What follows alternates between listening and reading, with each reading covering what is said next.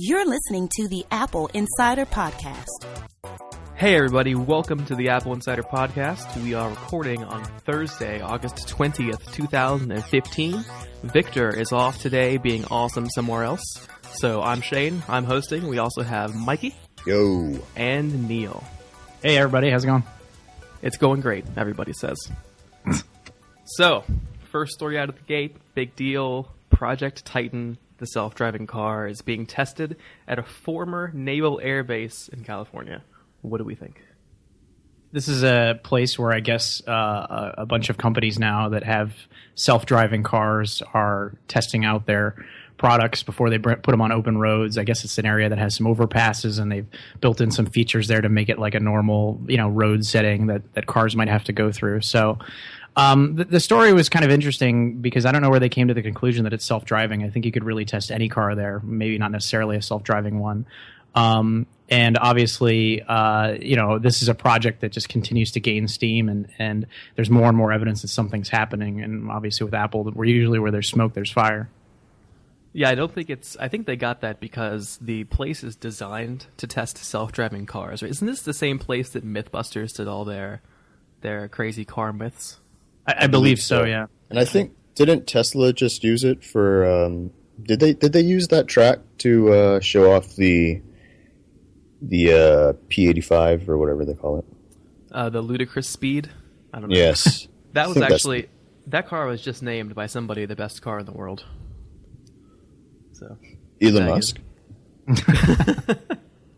Actually, I think he retweeted it. That's how I saw it. But no, I think that's where they got it from. The place is designed to be used to test self-driving cars because it's a growing industry in California. But I don't think. But I mean, couldn't you just test a normal car there too? Yeah. I'm guessing they don't care. I'm guessing they don't care if you open up your wallet. Yeah, exactly. No normals allowed. You want to test your go-kart here? Let's go. Go ahead. Oh, that would be amazing. Well, what's weird about it is the company behind it actually admitted that Apple was in talks with them. The Guardian found this by digging through some documents that they found through a Freedom of Information request, and they found an email exchange where Apple never really admitted to doing a project. They just said they wanted to use the test site, and the company confirmed that they were in talks with Apple, but they couldn't say more than that, which. Someone's going to get taken out silently because of that. But you don't do that when you partner with Apple. Yeah, I think they were just misread the NDA. They're just trying to test out their self-driving lawnmowers on the, the Husqvarna, I believe is one of the. And by the way, let's call out this story because we had back in February, March, through our own digging through documents and tips that were sent our way, learned a lot of information about this Project Titan and where it's being worked on, supposedly at a office facility in Sunnyvale, California, not too far from Apple's campus. And they installed a garage there, and they imported some cars there, and we had all kinds of information on that you can go back and read, and we'll include in the show notes. But the Guardian totally ripped us off wholesale on that. So thanks for that, guys. That was really cool. They did a lot of research on Google. Literally 5 minutes worth. It was an arduous process. Yeah, all of our details from our story back in March were included in their story, and zero credit on that. So that was kind of crappy.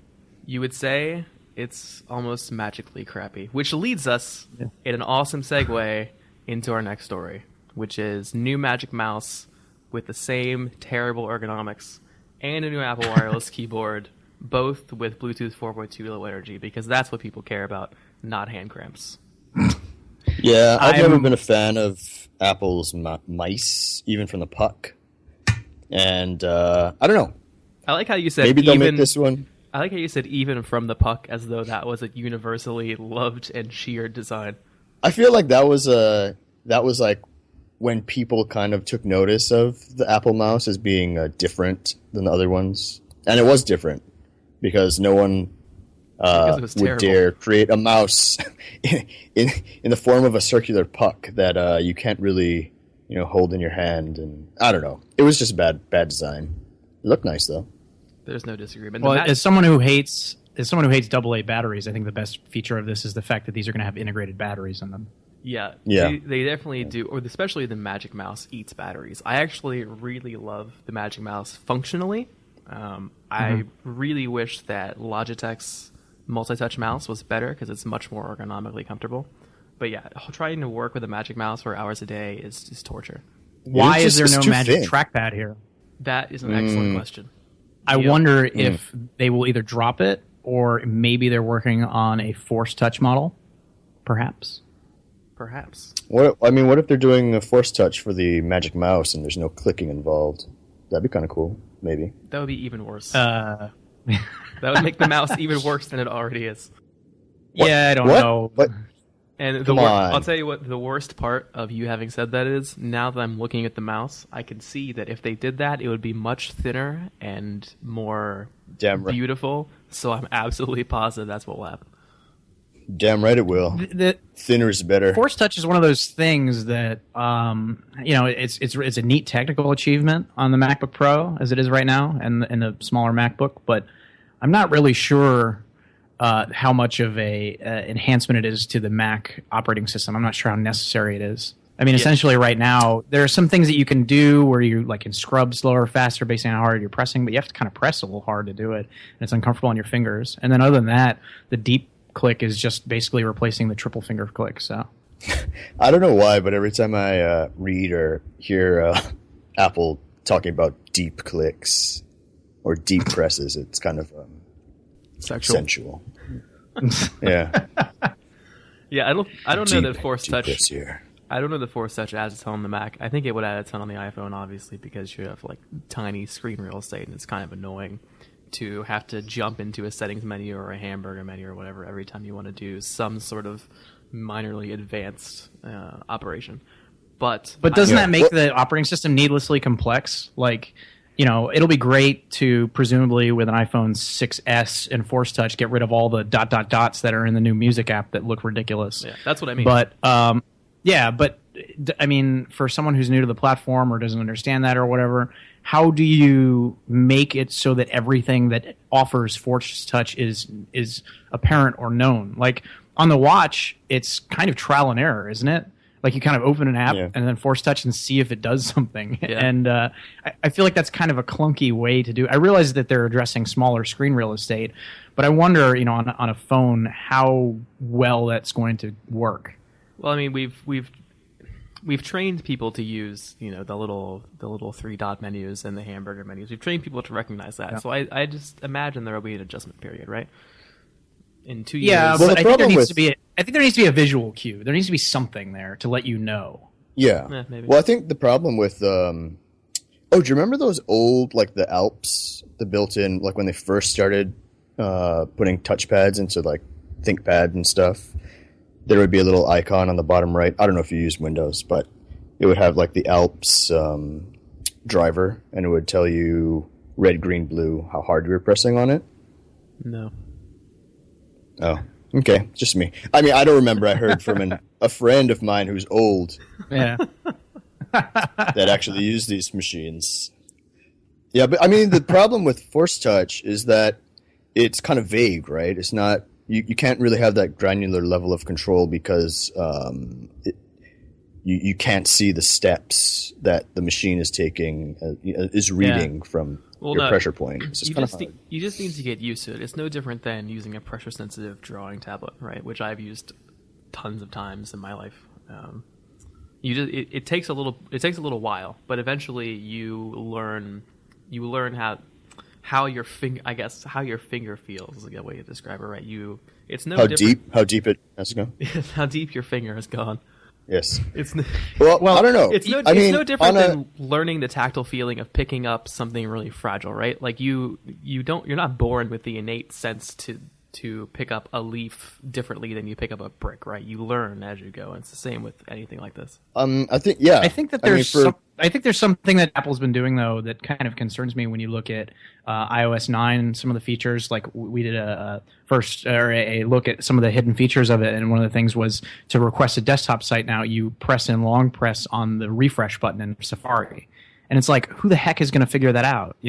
Like it's so hidden. Well, they've been hiding that stuff for a long time. Like the thing we found just the other day after iOS 8 being out forever, that you can call up recently used tabs by holding down the new tab button in Safari. Yeah. And yeah, I mean, I nobody came knows across that about by this accident. No, well, I mean, that's so BuzzFeed can have the top 10 iOS 8 features, or top 10 hidden iOS features, you know? Yeah. You'll never great. believe number 3. Well, there will be crazy. a lot of BuzzFeed articles about what you can use Force Touch on then for the iPhone 6s because, and I just don't. It's going to be very confusing at first the way developers implement it. I feel like you need to have some sort of a visual cue. Yeah, I don't think it's necessary on a big device like a laptop. I can see it on like a small screen like a iPhone, and necessarily on like a watch where you're in want of space. But for something like a laptop that has a full-size keyboard, I don't know if there's a place for it, really. Well, I think so. It's safe to say that neither of you will be disappointed if the Magic Mouse 2 does not have Force Touch. Yeah. I won't be disappointed because it'll be even worse to hold. Yeah.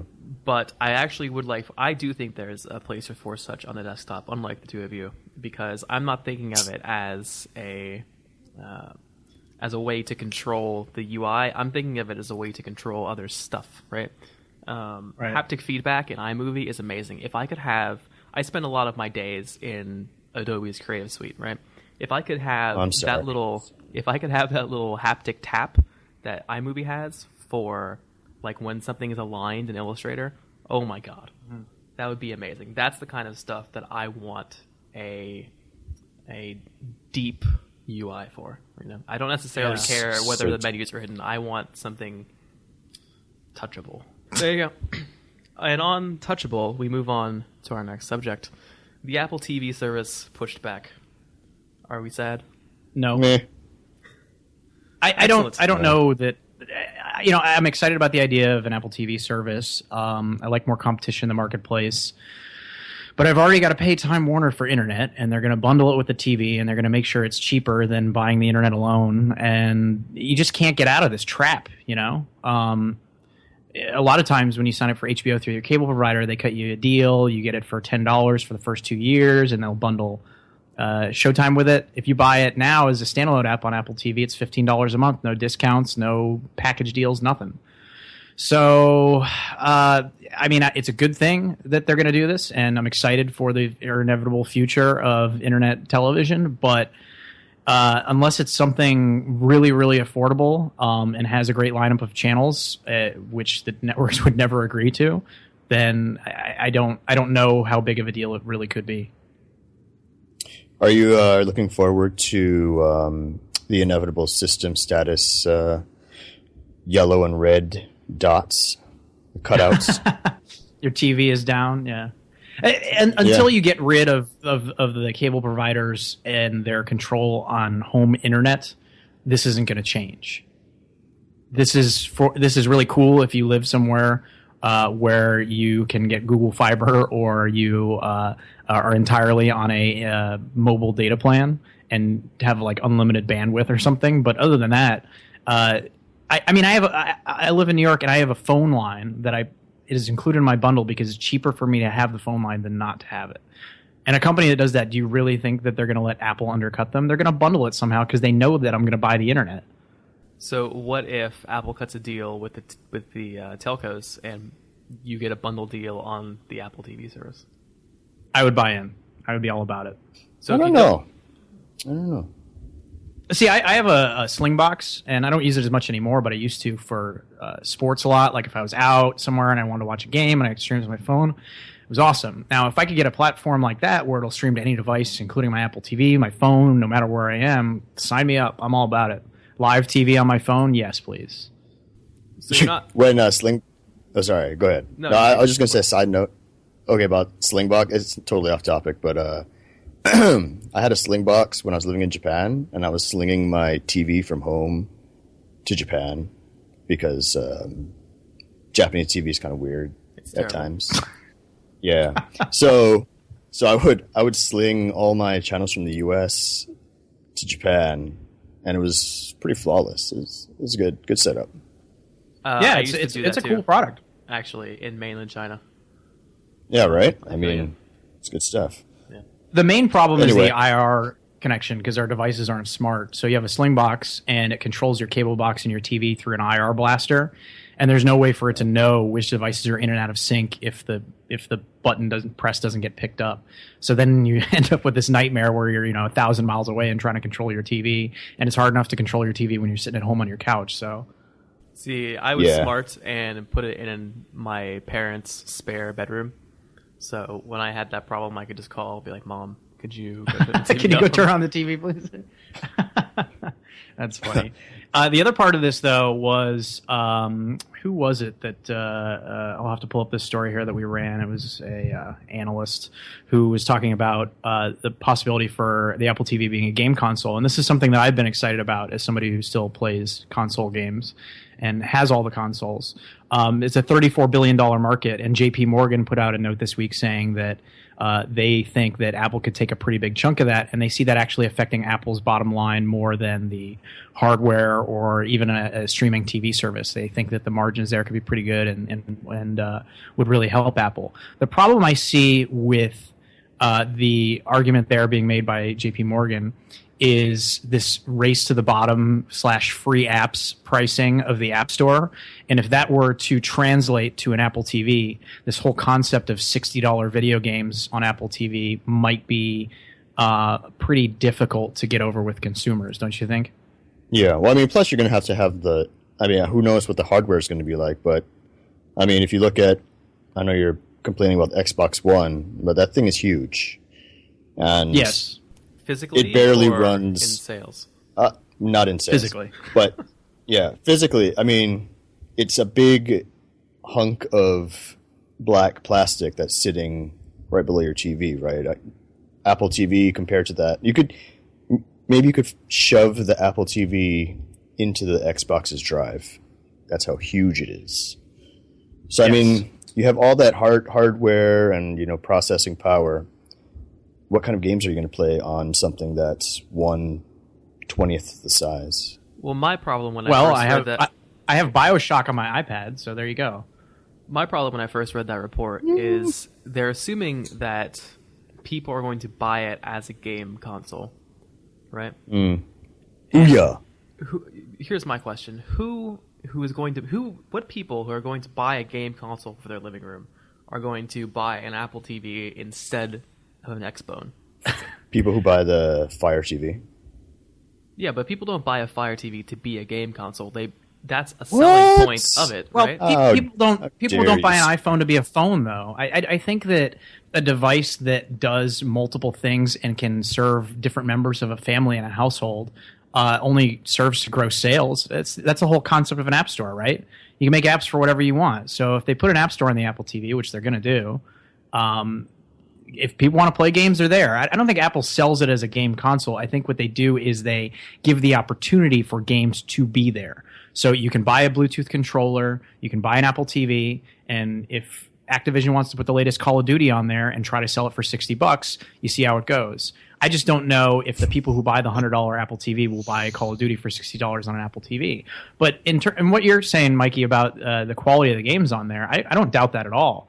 The A8 processor is capable of doing essentially PS3 quality graphics, a little bit less, based on what we've seen out there. There's some really great high quality games, and you can play console style games on your iPhone and your iPad. I can play BioShock on my iPhone with a controller, and the graphics are a little scaled down from what they were on Xbox 360, but that's a relatively recent game running on relatively recent hardware.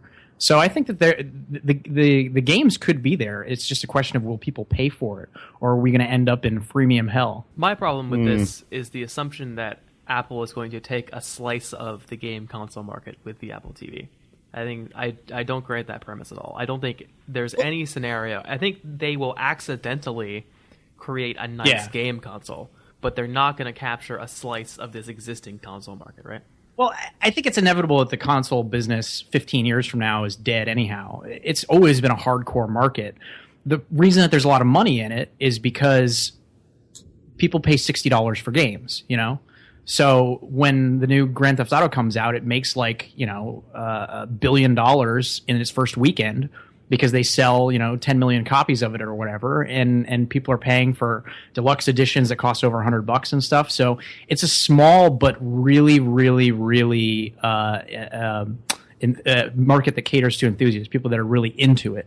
And so you look at you look at the opportunity for the Apple TV, and it's there. But if you look at like the biggest, most popular game console, it's the Nintendo Wii, right? That was the biggest one, and that was the one that had the largest crossover appeal with casual gamers. But they still only sold, I think, like 200 million Wiis, and it's like that's nothing, Well, it would be interesting to see because I know a lot of I don't know a lot of kids, but my friends' children who grow up on iPad and playing Angry Birds and stuff, and not so much console level games, how that's going to translate. Because soon they're going to be asking for to play on the TV. They've been playing these iOS games since they were toddlers.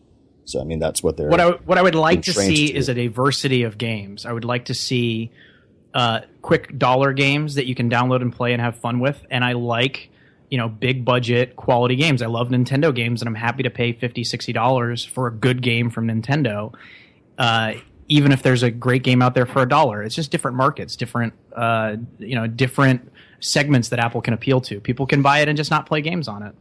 So let me ask you this. If there is a scenario in which the new Apple TV is a legitimate console competitor, what makes it any better than a PS3 or an Xbox One? Cross-platform gameplay. Cross-platform gameplay. So make an app for your iPhone, iPhone, iPad, Apple TV.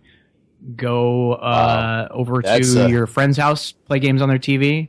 Game syncs with iCloud. Play it on the train. Play it on an airplane. But PlayStation has been. Sony's been trying to do that for years, and the problem with that is not successful at all.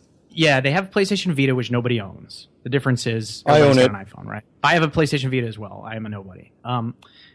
There are cross-platform games that you can buy once and get on both PS3 or PS4 and Vita, and in some cases, all three platforms. But developers don't have to do that.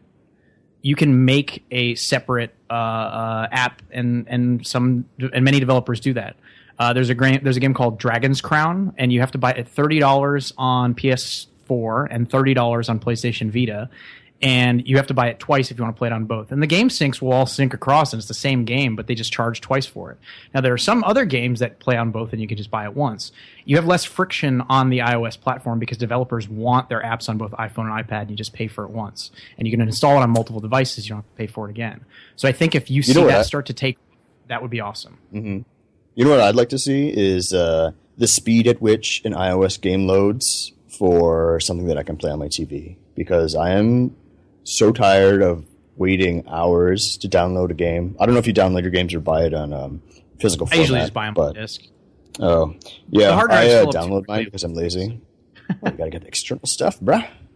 That's because it's such a bad experience, though. That's because you live 3,000 miles from the nearest server.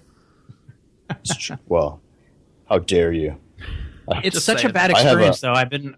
I play games off and on, right? And I've been really into it the last couple weeks because there's a new Metal Gear Solid coming out, and I have an Xbone, and it's free for Xbox Live members this month to download the prequel to it, Ground Zeroes, Metal Gear Solid 5. So I downloaded that, but it was immediately crashing. I had to restart my Xbox, and then I bought the new Batman game, Arkham Knight, and that crashes. I was playing it last night, and I was in the middle of a mission, and it just crashed. And it's what is going on? The experience is just awful. Yeah, well, the experience of the working Metal Gear Solid prequel is awful as well. So, just let you know, enjoyed it. It's not worth it. I did not pay for it. Really? It was really bad. I'm sorry. I have to say that. Well, if I had the choice between buying it on an Xbone with better graphics or buying it on a iPhone with slightly less better graphics but being able to play it across devices more easily, I would definitely pay the full $60 price for a game and get it on my phone. So do you think developers will actually go that route? Because you don't have to make a game available on every iOS device, right? So do you really foresee a scenario in which a developer will forego the double revenue? I do, because you see it now with iPhone and iPad. I think only for convenience. yeah. There's no AAA titles, right? I mean, or I guess BioShock. Yeah, other than BioShock, but there's no Call of Duty is not Grand Theft Auto. Call of Duty is not. Well, yeah, but the GTA 5 is not on iPad, right? But San Andreas is, and GTA 3. Yeah, but I'm saying new releases, right? If you let's see in the future, right? GTA 17 comes out on iOS, right? Are they really going to give up the revenue split for you to buy it once on iPad, once on Apple TV? I think if that becomes what consumers expect, if it's the norm, then there's a potential for it. I see why you're cynical on that one, and I agree with you. It will inevitably probably turn into that, but I hope not. But I could see a future where in-app purchase, make this available on your iPhone too, something like that. It's like, oh, geez, here we go, nickel and diming you.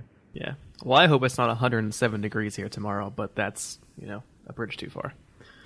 So you definitely want gaming on the Apple TV. What about home automation? Yes, absolutely. If the voice control works well, it will be awesome. That's a big if. So we were talking about this earlier, and what we were saying is you were of the opinion that they would put a microphone in the remote control, right? No, I think they'll just put it in the puck, and it'll be an all-in-one design, and it'll just suck.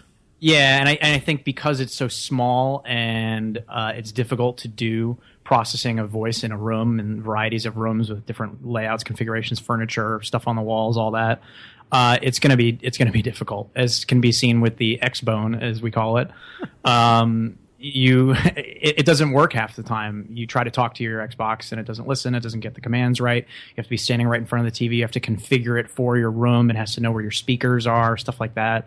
So that's going to be really difficult to do. And you can see how Amazon bypassed it and they put the microphone in the remote control. And that is one way of doing it. I just can't see Apple doing that. But maybe, if this new controller with the touchpad is that fancy, they'll put a microphone in it or something. But I would suspect that Apple, to keep it as simple aesthetically and as possible, will just put it all in one unit. What if they tap the iPhone? That's what I said. They could, but then how? I mean, I guess your iPhone would then talk to the Apple TV, which would then talk to the.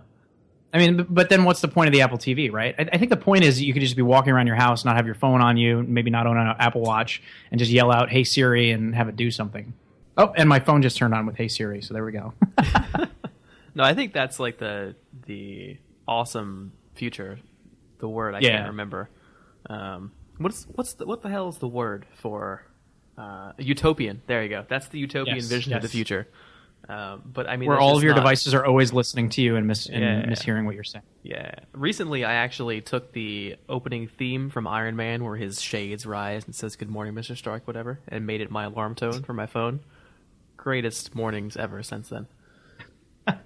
But to take advantage of home automation on your TV or home automation in general, you have to have smart appliances or smart stuff in your house, and most people don't, right? Most people have the same old Kenwood stove that they grew up with in their parents' house and a normal microwave, because we're not all Tony Stark. Mikey, you reviewed a smart plug called the SmartPlug. How was it? I know, it's amazingly imaginative name. It was pretty good, actually. I mean, for someone who's maybe not so adept at the connected home game, or this is their first smart device, I think it's a good starting off point. It's kind of pricey, $40 for basically a switch that you can turn on and off with your phone, but it does have HomeKit compatibility, so you can tell. For example, right now I have it connected to a house fan, and I labeled it living room fan, so I can tell Siri to turn on my living room fan. And also check if it's on or off. So, I mean, that's it's good, and it works. It's fast. It's probably one of the fastest smart devices or smart home devices that I've used so far, which is pretty impressive. Part of that... Let's go ahead. I was going to say, have you used the Wemo version of that, the Belkin version? Yeah, I didn't like it. Okay. It didn't work for me for some reason. I mean... I'm not sure. Other people's experiences might be different, but This one is much better, and the form factor is better because you can plug in 2 in a standard US socket. Whereas I think the Wemo one that I used was fat and it would take up bigger. half the space. Yeah.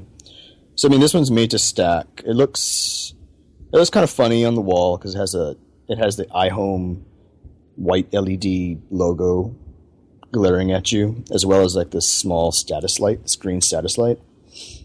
But aside from that, I mean, it fits in well with the decor, as long as your walls are white, I suppose. So who's the market for this? I would say anyone thinking about entering the smart home game, anyone who's interested in controlling pretty much any device you plug into a wall, up to how many watts? 1,800 watts, I think. So it won't be connecting to your air conditioner, your wall-mounted air conditioner anytime soon. But for other things like lights, like if you don't have Hue lights or whatever brand you want to stick in there, it's a good alternative. And it works fairly well with HomeKit, even though HomeKit I feel is broken right now.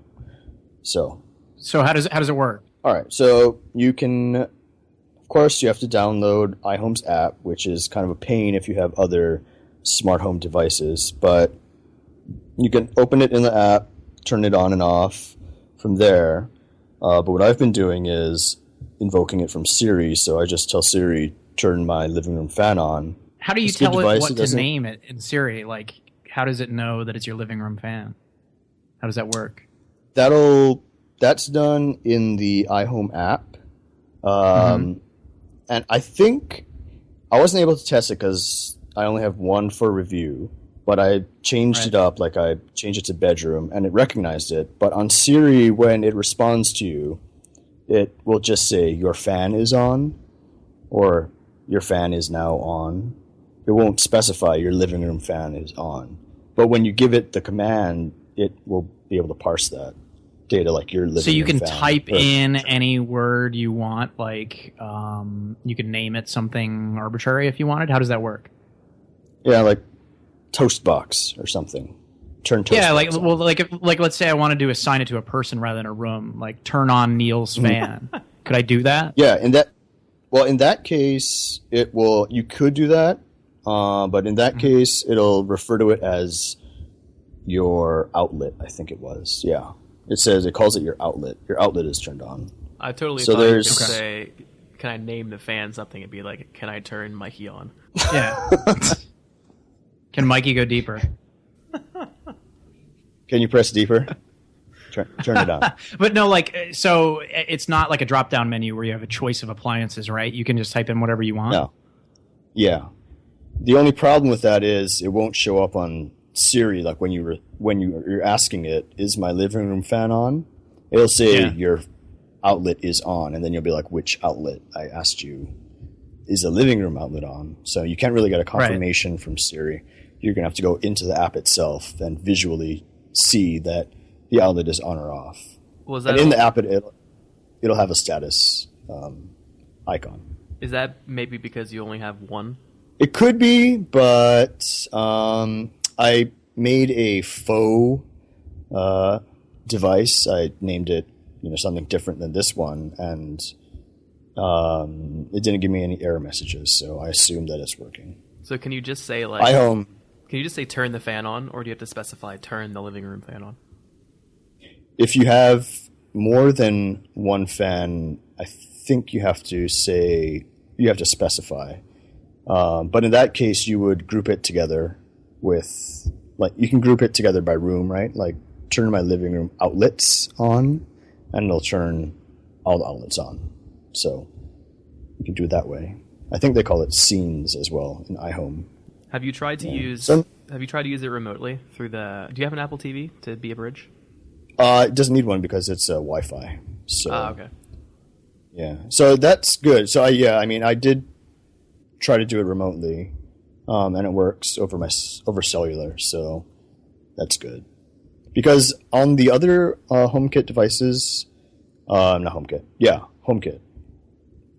it's kind of spotty, right? When you're out and you tell Siri to turn something on, it's not really 100% that you're going to get the thing to turn on if it's Bluetooth. But this is separate from the Apple TV Hub. So one of the things about the future of home automation, one of the things everybody trumpets, right, is the ability to do stuff remotely, right, to do it from anywhere. And to do that, you need a good cloud presence. Apple has iCloud and enormous data centers everywhere on Earth. Did you see the other day, actually, Google, their data center, it's somewhere in Northern Europe, got struck by lightning 4 times in quick succession, and they lost some data because of that. Wow. Yeah, that it was something tiny, like 0.00001% of the data stored in those drives, but still, Google lost data in the data center. It's a big deal. Wow. SoftLayer, who's a company owned by IBM. SoftLayer has been around for a long time. They're a great infrastructure provider. I've used them personally in the past. They're amazing. For anybody who's in this business, if you've used Rackspace or you know Rackspace's reputation, SoftLayer is right up there with Rackspace. They're a great company. Recently bought out by IBM. Nothing has changed. They've gotten bigger with IBM, obviously. They've gained some more capabilities, but everything else is still the same. Amazing support. I will never hesitate to recommend them. SoftLayer is a sponsor of our podcast, and as a result, if you are listening and you go to softlayer.com/podcast with a capital P, it is case sensitive, podcast with a capital P, you can get up to $500 of cloud infrastructure for free. You can get bare metal servers, virtual servers, network storage, security services, anything you want. They've got 24 data centers around the world. Their support, as always, is amazing. So yeah, go ahead, softlayer.com/podcast with a capital P. So moving on, Neil, earlier this week or last week, depending on when the people were listening to this podcast, you took a look at a new tethered drone that you really liked. Yeah, I thought this was a pretty cool concept. It's called the PhotoKite Phi. And when they first reached out to us and offered to take a look, I kind of was like, I don't know, what's the appeal of a drone on a leash? And I didn't really, realize how much potential that actually has and how the limitations of a leash could actually be a benefit in some ways. So we don't usually cover crowdfunding campaigns for a number of obvious reasons, including the fact that they never ship on time and sometimes don't even end up being real products. But we do occasionally cover them if someone has a working device that they can show us and we can actually see as a real product. And so this was one of those cases. It's a company that currently is making high-end drones that are for like documentary / news crews, journalists, stuff like that.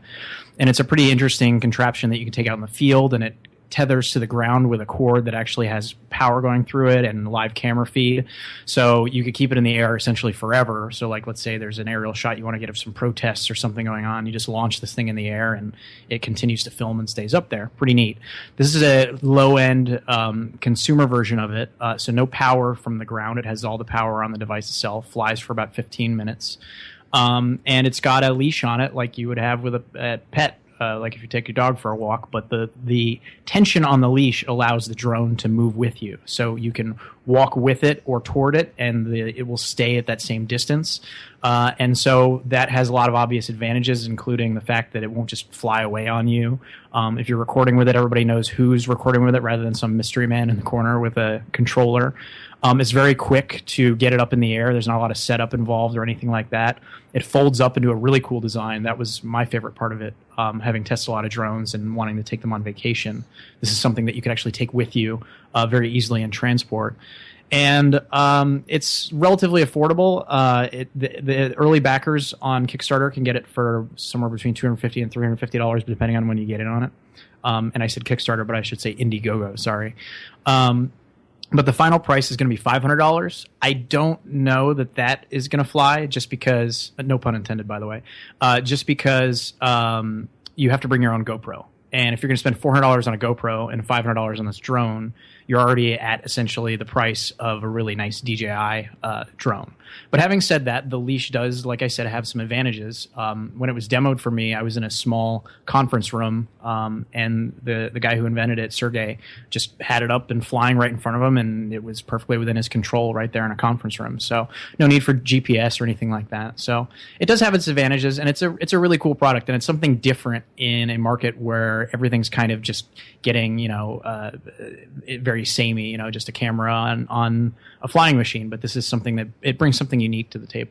So when you say it has tension on it, is it constant tension? So like there's always tension on the tether? Like Yes. Is it always constantly pulling away from you? Okay. Not like pulling hard, but you can give it slack and let it go more. And then to pull it in, you just apply more tension to it. One thing I'm not clear on how it works, and I assume that maybe there's a setting, or maybe you can just do it when you let the slack out all the way so that the cable goes 26 feet. They did have videos of people like snowboarding with it and riding on a sled with it and just pulling the drone behind them. I'm not sure how that would work in terms of the tension, because obviously when you're pulling it at a great speed like that, it would be a lot more tension. My assumption is it just will max out to the 26-foot distance and then just follow you from that height. What if the tether breaks? It has an auto to the ground mechanism. So if the tether breaks, it just immediately just goes straight down.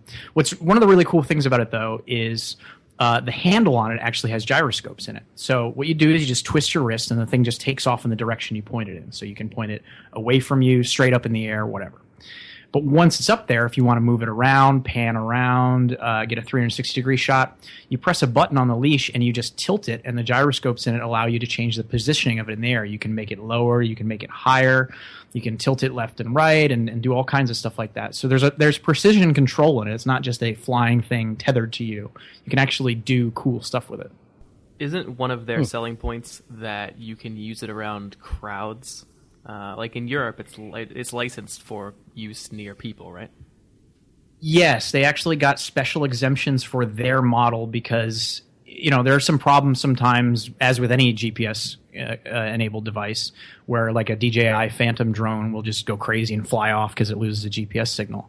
You don't have to worry about that stuff with this device. And so they've actually gotten special exceptions from governments to allow it to be used around crowds. And they're looking to get one from the FAA here in the U.S. I wouldn't hold my breath on that, but if that pans out, that would be another selling point of this. In their demo when they were here in New York, they actually took it. I'm sure that they don't want people doing this when the product launches, but they actually took it to the Museum of Natural History, and they were flying it over like dinosaur bones and like using it indoors in there to show how you could use a drone to get new perspectives and stuff indoors like that. I am guessing that the museum does not want people buying these and bringing them in there and flying them around. But again, it just kind of opens your eyes to what kind of stuff you could do with something that's really portable and really easy to get in the air and not have to worry about messing around with all this stuff. Meanwhile, a lot of places are actually banning drones, like Pebble Beach, the Concours, the car show, banned drones recently. And some, I think a PGA Tour event also banned drones. Well, as the technology gets better, you can do crazy stuff with it. There was a guy a few years ago who flew his drone out of Brooklyn to Manhattan, and he crashed it. And he was just flying by, live video feed to his iPhone or his iPad. And the cops picked up the drone and took the SD card out of it, took the footage he was recording, and tracked it back to his apartment and arrested the guy. But that's just a testament to the technology here. People can buy these for relatively cheap and fly them without even having a line of sight on them, which can allow for some really cool footage, but it allows really irresponsible people to do really stupid things. So if you get a drone like this, it's easy to fly, but it's always attached to you, and it can't really get out of hand or do something stupid. So moving on from drones to the same old boring iPhone that we've all had for 7 years. I know I'm tired of it. You're tired of it. 150 million people around the world are tired of it, but they keep buying it. The iPhone 6S coming out probably early next month. It's going to have some cool new stuff. It might have Force Touch. It might have, a flippable camera. Who knows? One thing it's probably going to have is the same aluminum alloy as the Apple Watch, 7000 series aluminum, which means it's an alloy of aluminum, zinc, and magnesium. But there's a problem here. Some people have shown, or some people have seen their space gray sport watches. The writing that's on the back has actually started to chip off. In most cases, it's right where the Apple logo is, the sort of the biggest piece of text on there, but it's actually all around the thing. So what do we think of this? Is it a good thing? Is it a bad thing? Is this an anomaly? What's up? I feel, do they anodize the text on there, or is it screen printed? I don't have a sport model, so I'm not sure. So everything is anodized. The text itself is laser etched, and with I can't remember the exact process right now. The terms escape me. But to do dark on dark, you actually apply another material when you do the laser etching. So yeah, it's the aluminum is anodized, and then there's a laser thing done to create the words. I don't know. Yeah, that would really suck if it was on your phone. At least you can't really see it, right, on the watch, right? Because only you can see it. It's on the back of the watch. Yeah. Somebody, if there's one, I don't know if we ran it in our story, but there's one picture where you can see that it's not rubbing off. It's actually the aluminum or the coating flaking off. Yeah. Yeah, that'd be horrible. Yeah, it would be. And I don't imagine that'd be good for corrosion either. Yeah. The whole point of 7000 series aluminum, right, is that it's much stiffer and harder. That also makes it difficult to machine, but it makes it much more resistant. I don't know about yours, but my iPhone 6 hasn't been dropped that much, and my corners that much. And the corners of it have a nice series of dents in them, right? Much worse than my 5 was, and that one was like actively slammed onto the cement in Tokyo. So I am all for, given the sort of the roundness of the corners, right? I am all for something harder as long as it doesn't get messed up. Yeah, I agree. I just don't want the back of my phone flaking off, especially since it's going to be rubbing against my hand all the time. So this would only apply to the text on the back, though, right? Where it says iPhone and all the nonsense about the FCC and all I would that. assume. Presumably. Yeah. Yeah. I would like to, before I move on from this subject, I would like to, if you are an Apple fanboy, stop listening right now because you're going to hate me.